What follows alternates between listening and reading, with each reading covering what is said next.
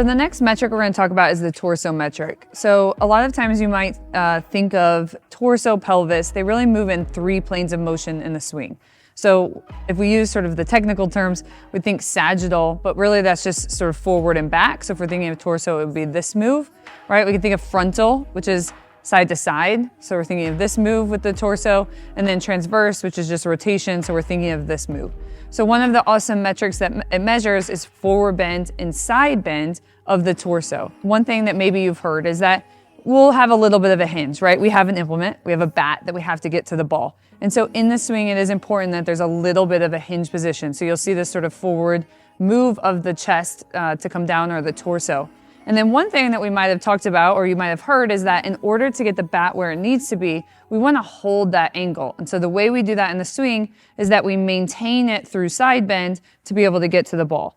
Now, of course, because as we've said a few times, the pitcher's in charge here, that height that we do, or the angle we do, will adjust based on the height of the pitch. So we might have a little more side bend on a low pitch versus a high pitch, especially in softball where rise ball is a pitch that gets a lot of us. We might have to make sure that we're adjusting to that pitch. One thing that we see, and then we're going to go through in the metrics in the biomechanics, is that sometimes our hitters get early side bend, meaning they haven't started the rotation yet. So they'll start going into their stride, right? And instead of thinking about maintaining that posture, we'll start to see them get into that side bend when they haven't started the rotation yet. So if we think of, sometimes people might say, you know, their shoulders go up, they drop the bat. We see the things that happen later as a result of this.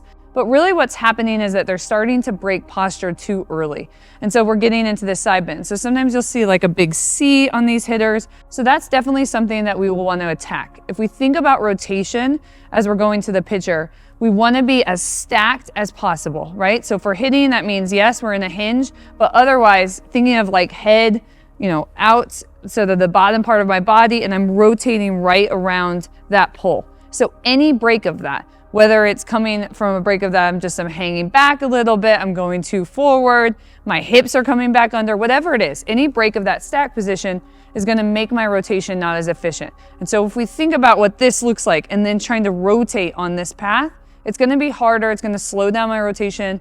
I'm almost certainly going to come out of order a little bit. It usually impacts bat pass, so we'll see the bat kind of take a long time to get into the zone. These are types of hitters that a really good rise ball will be difficult because we're kind of chasing up to it. It's hard to go to that high pitch, and so they will have some holes in their swing as a result. So with this hitter, we're going to look at the torso metric. So as we just talked about, it's important that the torso remains sort of stacked at this position. So while we will have some forward bend as we're working into a hinge position, what we want to see is that as the hitter gets into heel strike, that they're then changing that forward bend into a side bend. So what we're going to see for this hitter is that the side bend starts before rotation. So we'll see like a big sort of lean back. As we mentioned, you might see like this C position, right, with the back. And so she's already in almost 11 degrees of side bend before any real rotation has started towards the pitcher.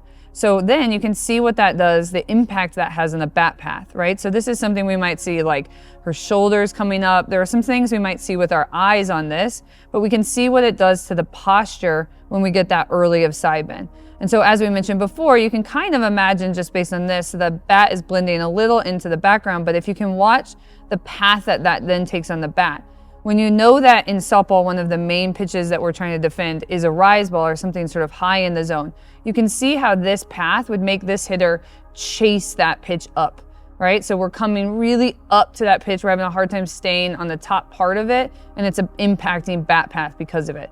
So we can see again that we get right, we're going to stop it kind of right as the toe comes down. And as soon as we're working into heel strike, when we should see a little bit of maintaining that posture, right? And then we work into side bend as we go through.